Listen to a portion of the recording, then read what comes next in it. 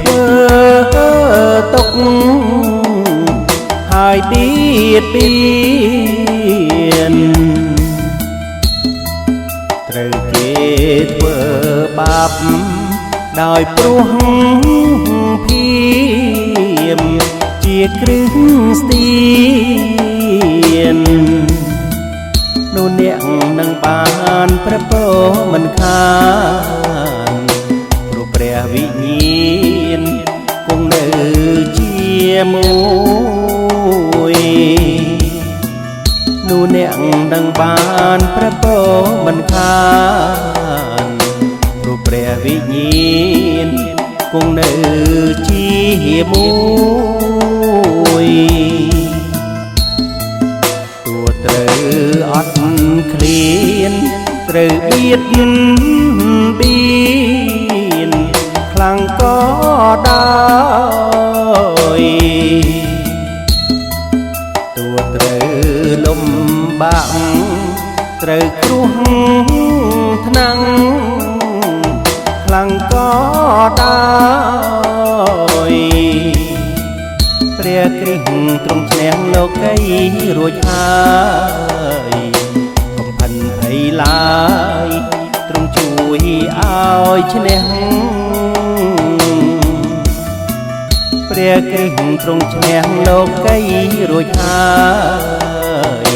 កុំភិនភ័យឡើយទ្រង់ជួយឲ្យឈ្នះកាលណាអ្នកត្រូវរងទុក្ខទោស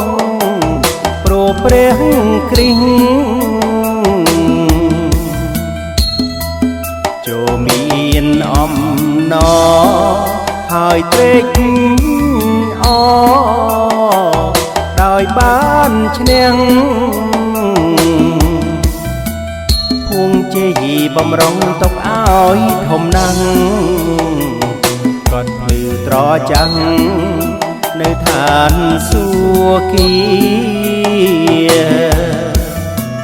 ភួងជ័យបំរុងទុកឲ្យធំណាស់ក៏ភ្លឺត្រចាំងនៅឋានសួគ៌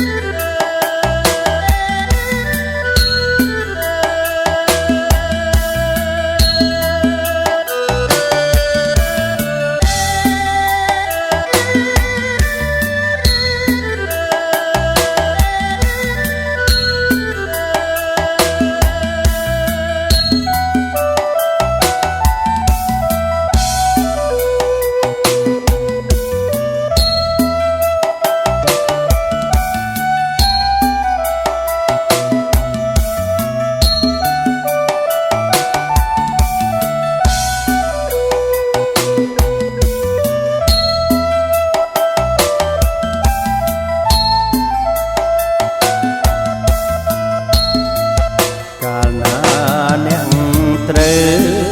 រងទុក្ខទោសព្រោះព្រះ